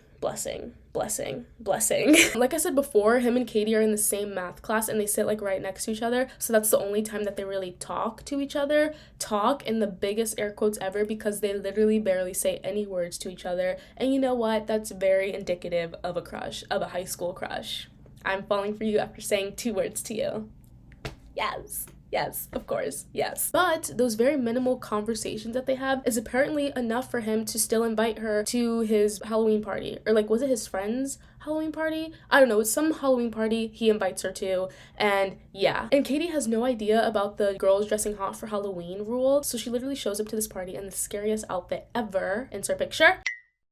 Regina ends up sabotaging Katie's chances with Aaron, and she starts kissing him at this party, and that makes Katie realize that, oh, Regina is actually such an evil and terrible person, just like Janice said. She rushes out of the party, like literally crying, and she goes to Janice and Damien, and this is when the plan to take down Regina George is born. Did I say that right? This is when the plan to take down Regina George is born. Yes. And this plan consists of cutting off her resources. Apparently that's like dictatorship rules. I think that's like what they said. And the resources that Miss Regina George has is Aaron Samuels, her hot body, and her army of skanks. So they have to get rid of all of those things. Yeah, let's go. And in order for the plan to work, Katie has to pretend that everything is like perfectly fine between her and Regina. Like even though she got back with Aaron, like she's completely fine about that, so that the sabotaging can like come from within the circle. But initially, none of the sabotaging that they do works. They give her foot cream instead of face cream. Big whoop. And then they cut up her gym clothes, but somehow that just creates a new trend in school.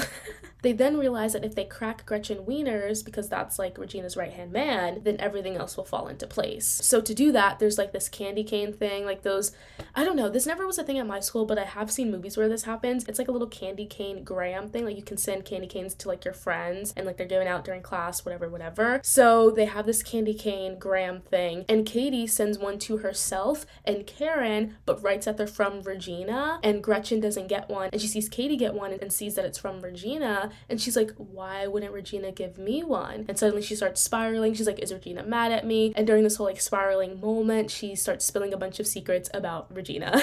In the midst of all this though, there's the winter concert where they perform their iconic Jingle Bell Rock dance, and then the funniest scene ever happens during this moment, and let me insert that clip, hopefully I can.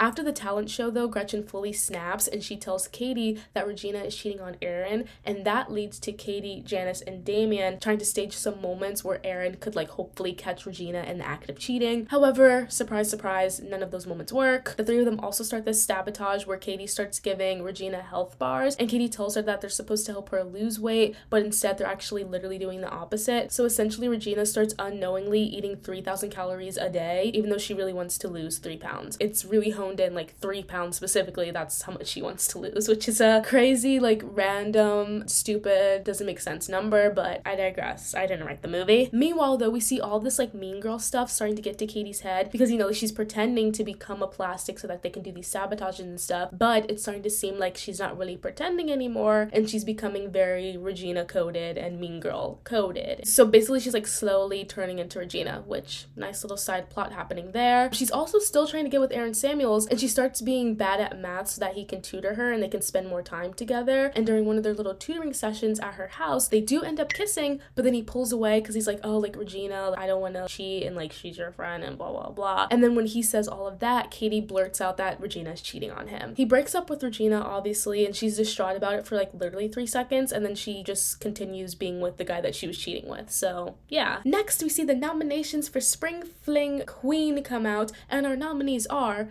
Gretchen, Regina, Janice, and Katie. Cool. Most of these were rigged by Damien because he's like a part of the committee, and like this is a part of their sabotaging ruin Regina's life plan. So all of those were rigged except for Katie. She was actually nominated, and this is another thing that simply just gets to her head, and it's another little funny little scene moment. I hope I can insert that clip too. You mean I'm really nominated? So like I said, all of this is like slowly but surely getting to her head, and she starts acting like the worst person ever to Janice and Damien, and she starts doing her own little sabotaging moments, one of which includes another phone call, another like 3-way, 4-way phone call, 3-way, 4-way, 2-way, secret 3-way, 2-way. It's a lot. It's the most iconic scene ever though, but it's a very like all around the world, a lot of things happening in this phone call. But the whole phone call leads to Gretchen and Karen being very mad at Regina, and that leads to them excommunicating her from the group the next day at lunch because she's wearing sweatpants to lunch, and they're not allowed to wear sweatpants on certain days or like only once a week or something like that. Remember those rules that Gretchen told Katie at the beginning of this, all the girl world rules? Remember those? Right. Regina's breaking one of them by wearing sweatpants, so they're like, you can't sit with us because you're wearing sweatpants. And yeah, Regina gets excommunicated from the group. Regina being dethroned somehow makes Katie their new leader, and as their new leader, she throws a party at her house while her parents are gone for the weekend, even though she was supposed to go to Janice's art show on that same night that she decides to throw this party. It immediately becomes one of the most out of control, craziest parties ever, but Mr. Aaron Samuels is there, and that simply is all that matters to Katie. And she's also very drunk during this moment as well. So seeing the man of her dreams, she's like, I don't care about my house being torn to shreds right now, I'm just happy to see you, and then blah blah blah blah blah. They end up talking in her room, and she drunkenly admits to him that she was being bad at math on purpose so that they can just like spend more time together and just like talk and whatever. And he tells her like, oh, that's such a stupid thing for you to have done. And he also realizes in that moment that she's been like slowly acting more and more like Regina lately. Like he literally tells her to her face that she's a clone of Regina. Katie then throws up on him, and he leaves the party because of that, and she chases him out of her house and she's trying to follow him, but alas, he's gonzo. However, as Aaron's leaving, we see Janice and Damien pull up. Remember that art show that I said that Katie was supposed to go to the same night that the party was happening? Remember that? Yeah, a huge drama fallout spurs from there, and it is in fact one of my favorite scenes in this movie. Like, it's actually such a good scene. Janice tells Katie, like, you're not pretending to be plastic anymore. Like, you are plastic. You are a mean girl. Oh my god, she said the thing. Meanwhile, Regina finds out that the health bar she's been eating is actually making her gain a whole bunch of weight, and that makes her also realize that Katie's out to get her and like trying to ruin her life. And then she goes home and pulls out the burn book and writes a bunch of mean stuff about herself in it, and then she gives the book to the principal and tells him that Katie and Gretchen and Karen are the ones that did it. This gets the 3 girls sent to the principal's office, and while they're having this conversation with the principal, like an interrogation vibe, but they're like, no, like Regina is the one that did the burn book, maybe we participate a little bit, but the main idea was Regina's. And he's like, well, why would Regina write something mean about herself in it? Why would she call herself a fugly slut?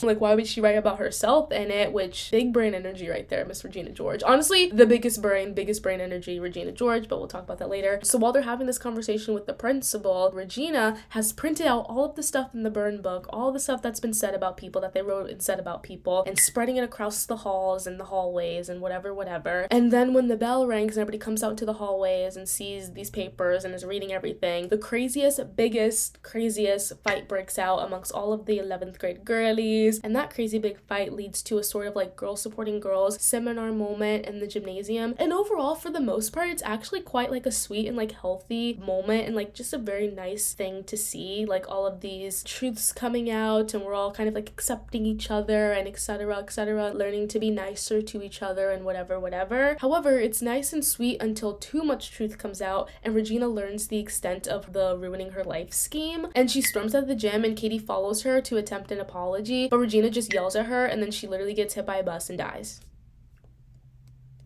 Just kidding. Anyway, Katie's grounded by her parents and also hated by everyone in school because they all think that she like pushed Regina in front of this bus, which is crazy vibes. And we end up back where we started from in the beginning, eating lunch in the bathroom alone. Katie's forced to join mathletes by her math teacher, aka Tina Fey, because she jokingly accused the math teacher, Miss Norbury, I think that's the name. Katie jokingly accused her of being a drug dealer, and she like put it in the burn book, and since it was in the burn book, like it was taken seriously because a bunch of other allegations that were in the burn book were real. So that drug dealer comment was also taken seriously, which sucks because she wasn't a drug dealer and suddenly her house is being searched for drugs by the police dogs. So yeah, because of that, Miss Norbury makes Katie join the mathletes and they end up winning the state competition because of Katie and because the limit does not exist. After the math competition, they go to the spring fling because conveniently it's on the same night as spring fling. And even though Katie is grounded, her dad has no concept of what grounded means. So she was able to go to the math competition and everybody's like, oh, since you're out already, like you might as well come to the spring fling with us. And she's like, okay, yeah, I guess, sure. They make it just in time for the crowning of spring fling king and queen, and Katie ends up winning queen. And when she goes up there to accept her crown, she makes a sweet little full circle end of movie, this is what we learned along the way type of speech. And she literally breaks the crown and like starts giving it out to like the other girls and stuff, and it's honestly like a very sweet moment. Katie also makes up with Janice and Damien at the dance, of course, and she also gets together with Mr. Aaron Samuels, double of course. The plastics break up and they like join other little groups and life is good and we all are happy and we live happily ever after, and that's the movie, baby. Woo! That was so long, that was really long, but that's the movie. Thank you, bye, see you later, bye. Now on to my thoughts. First and foremost, there are no villains out there, no villains in cinema that are doing it the way Regina George did it in this movie. Quite literally, there's never been another villain like her ever in cinema, and I stand by that. She was literally playing 4D chess throughout this entire movie. I'm terrified of Regina George, and I'm glad I've never met Regina George in real life. That would be even more terrifying. Villains aren't doing it like Regina George did it. Like, I'm sorry. Nobody's done it like her, quite literally. Next, this is the most quotable movie ever, and I don't even consider this movie like in my top all-time favorite movies, but I fear I know the dialogue of this movie more than movies I do consider my favorites, which I don't know what that really says, but I just needed to put that out there. On Wednesdays we were pink, I want my pink shirt back, you're a mean girl, you're plastic, Regina George is a fugly slut. It's just too good. Anyway, though, my high school experience was absolutely nothing like this, thank God. But did I watch this movie in middle school and then go into high school thinking that my high school experience would be like this? Yes, I did, and that's what we call the influence of cinema, baby. Anyway, this movie is just too good, and it's perhaps one of the best from this like early 2000s time frame, and shout out to Miss Tina Fey for that. Now, are there some sus moments and sus little things in this movie that are definitely not chill when you watch it today? Yes, there are, but there aren't enough sus things and like big plotted sus things that make this movie bad and like take away from how good this movie is. Does that make sense? Like, yes, there are sadly some uses of the R slur, and yes, there is a weird side plot where the gym teacher's sleeping with the students.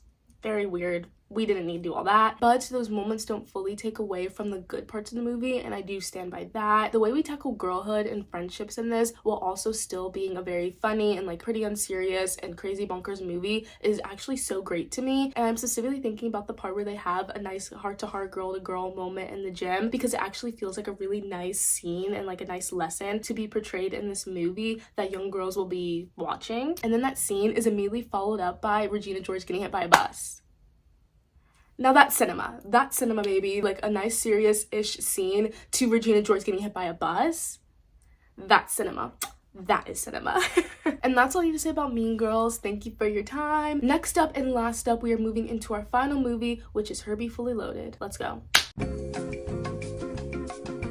I barely have any memory of this movie, but I am like very certain that I saw it. I just don't remember a lot of what happened in it, but I remember Herbie and I remember her driving Herbie. Like, I remember this movie, but I just don't remember any of the plot points of it, which is cool.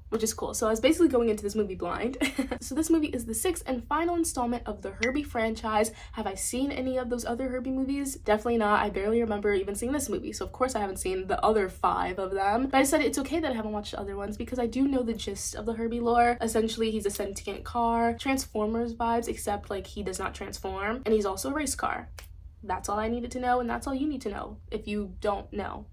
And this movie is a direct sequel to those previous films, like I said, that I have not seen, but once again, that's okay. Anyway, though, apparently this movie received positive reviews from the Herbie fan base, which is great, and perhaps that can be attributed to the fact that the writers of this movie were longtime fans, and they really wanted to make a movie that was not corny and like did not feel like a kid's movie. Apparently, they wanted it to be a very realistic portrayal of San Fernando Valley street racing, and specifically they said like a macho world where an old beat up car would get laughed at and then totally respected when it won some races, which is essentially Mr. Herbie. Also, this movie made a lot of money, literally made $144 million in the box office against a $50 million budget, which is respect.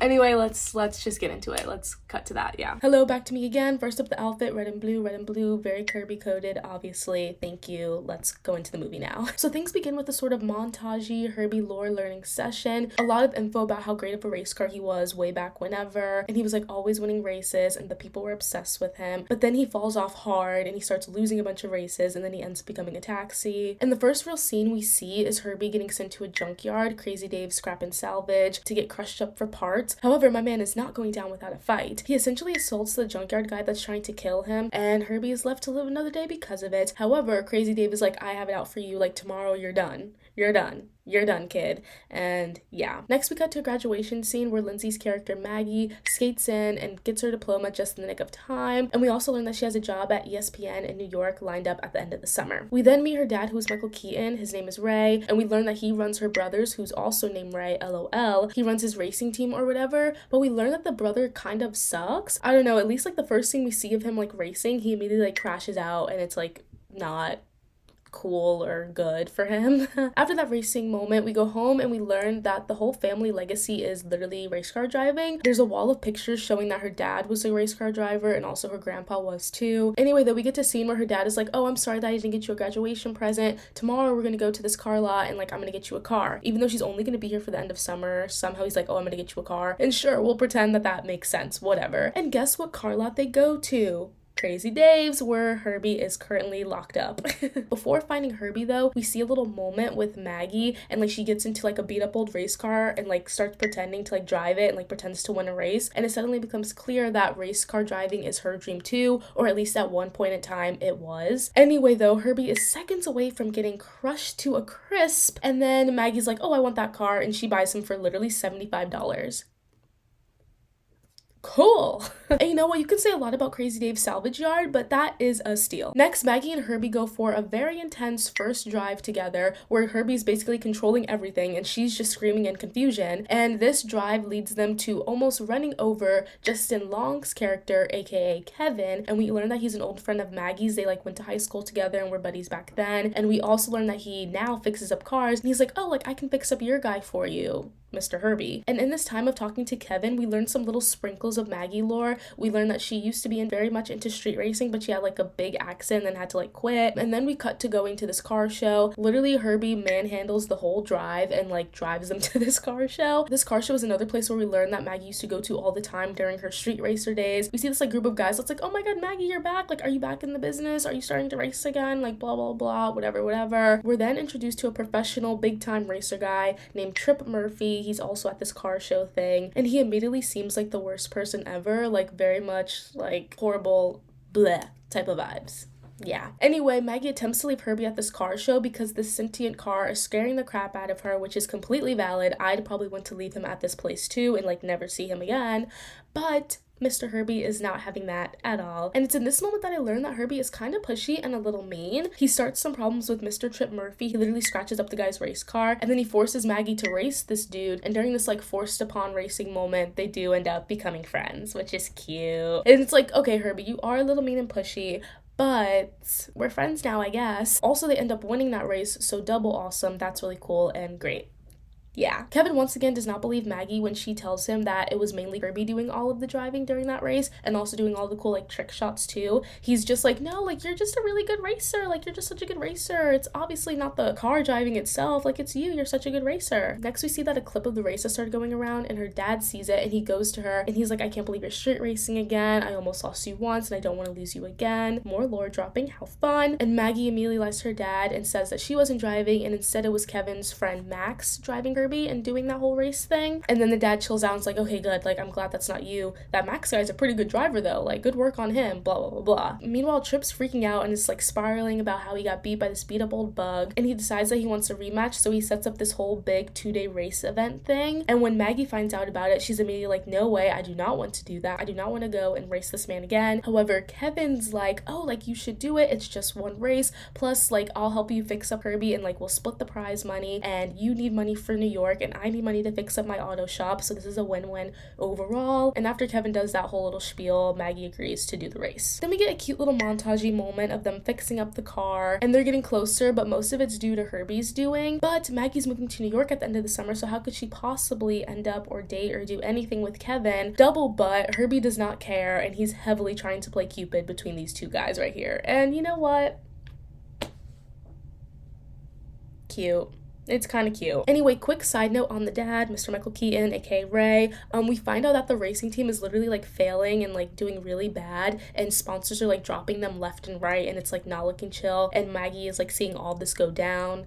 Side note over. Next we get to the big racing day. Maggie pretends to be Max, of course. So basically how the race goes, it's like the 2-day thing. So on this first day, all these like cars, normal people, whatever, race against each other. It's like a tournament style. And then the next day will be like whoever is the one top winner out of the first day will get to go against Trip Murphy, professional guy, whatever, on that second day. So yeah, and of course Maggie and Herbie literally dominate the competition and win the first day. And also everyone is so obsessed with Herbie and Max, and even Trip is also obsessed with them, but in the way of like, I hate your guts and I want you to see you burn. We also get this little side plot moment of Herbie falling for a yellow punch buggy, which is something.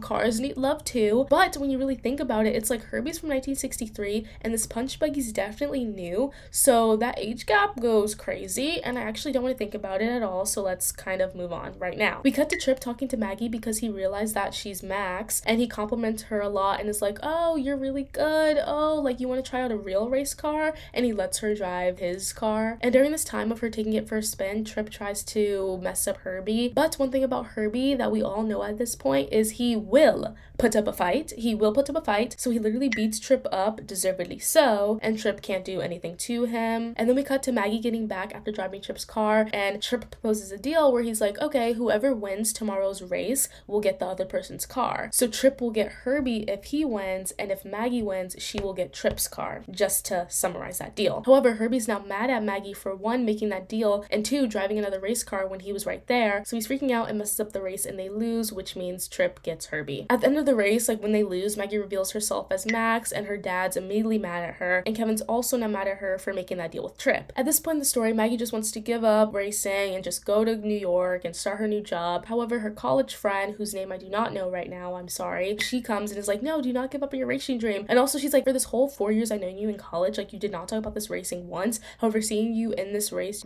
event, whatever, she's like, this seems like your dream, like you should not give this up. And that makes Maggie realize, wait, you're right, I shouldn't give this up. And then we cut to Herbie at this smash demolition thing where people essentially like watch cars get like crushed and smashed and beat up, because that's fun. Anyway, Herbie's like the main event in this thing, and Maggie attempts to get him back before he's literally smashed to death. He's still kind of mad at her, like sad about her making that deal and whatever, but she apologizes to him and he saves her from getting crushed by a monster truck in the most craziest scene ever. I hope I can insert that clip.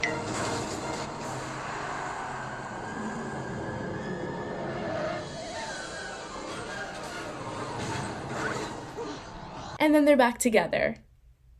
Heart, cute. Awesome. They go to Kevin's car shop because Herbie sadly did not make it out of that whole demolition thing completely unscathed, so he needs a little fix up, and Maggie also apologizes to Kevin while she's there too. We then cut to a qualifying round for some big race thing, and her brother does end up qualifying. However, after he ends up qualifying, like he crashes into something, so now he can't do the race anymore, and he tells the dad that Maggie should race for me and she's the one that should do the race instead since I can no longer compete. But the dad is immediately like, no, she almost died once. He then compares her to the mom, like how much they look alike or whatever, and is like, oh, like I can't lose you like how I lost her. And it makes me a little confused, like maybe I should have watched some of the other movies or something, because we did not talk about the mom at all. Like this was the first mom mention, but it feels like information that like we already knew or like should have known. But I digress, and I did not go watch other movies, and I also did not do any research about the mom, whatever. I don't know. I digress. However, even though the dad said no, the brother decides to go behind the dad's back and convinces the whole racing team to let Maggie race, and the racing team is like, yeah, like she should should do it. She's good, whatever. And then the entire racing team helps fix up Herbie and get him ready for the race. And he looks like an absolute stunner by the end of it, which is awesome. And then we move into good old race day, and there's a lot of dramatic moments, but they of course win with the most epic finishing move I have ever seen. I hope I can insert that clip as well because it's actually so cool and crazy and also like not possible, but if it was, like, that would be so cool. And even the dad ends up showing up to the race and like supporting her and rooting for her throughout all of it. And you know, like I said, he's like the one that runs the race team. He puts on his little headphones and he like starts rooting for her and trying to help her like navigate through this whole race, and it's just a sweet little full circle-ish moment, I guess you could say. We're now at the end of the movie, and of course Maggie and Kevin end up together, and Double, of course, she does not end up going to New York to do her ESPN job, and she instead stays and starts racing with her family. How cute. And then we end the movie with a scene of Herbie and the yellow punch buggy going out on a date. Yeah, and that's it. That's the movie. Yeah, thank you. That's it. And now my thoughts on the movie. This movie is so goofy. There were literal sound effects that happened when like wacky moments happened in the movie, which was a very interesting choice, but I did not completely hate that. I didn't completely hate that. Felt very kids movie coded. Didn't love it.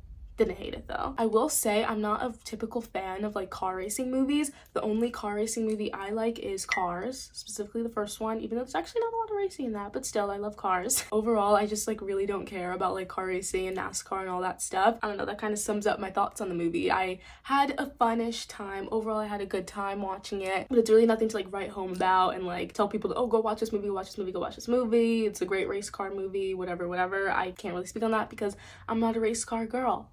Sorry about it. I did have a giggle here and there throughout the movie, but I will say most of the time it was like crickets. It was crickets for me on my side of the screen. It was crickets. I'm sorry about it. I will admit it, and I am sorry about that. Also, a lot of the VFX in this movie was very bad, but it is 2005. It's from 2005, so I'll give it grace, but I just still like need to say that it was quite bad and quite bonkers looking, and I did not like that. Anyway, though, that's kind of all I need to say, and the moral of the story is treat your cars with respect because they have feelings too. Yeah, and that was the last movie we had to watch. We're done, baby. All 7 movies, 6 kind of, basically. We're done though. In conclusion, to wrap things up, I love me a Lindsay Lohan movie from the early 2000s. Perhaps the only one I wouldn't watch again is Herbie, but that's because, like I said, I'm not really a big fan of race car driving and race car movies really anyway.